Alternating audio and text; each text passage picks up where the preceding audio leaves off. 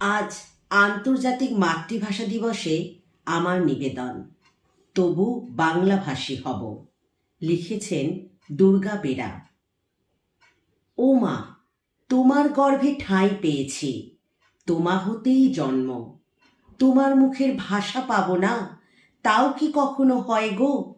ঠাকুরদা বাঙালি, বাবা বাঙালি, আমি কেন উর্দু হব? এক গাছের ফুল অন্য গাছে ফুটতে কিভাবে দেব? আবেগটা যে তোমার দেওয়া, প্রথম শিক্ষা তোমার মাগো। তোমার দেওয়া বাংলা ভাষা আমার ব্যক্তিগত নয় গো। নিজের দেশে বাস করি, কেউ পরবাসী নই গো। নিজের বাংলা ভাষা ছেড়ে কেউ পরভাষী হয় গো। সালাম, শফিক, জব্বার, বরকত, রফিক তোমার বেটা মাগো।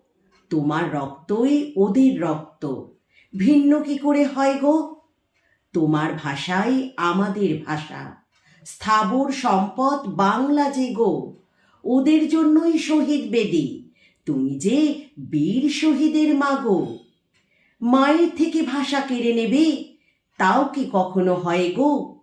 ধানের থেকে চাল নিয়ে নিলে খাদ্য কখনো থাকে গো?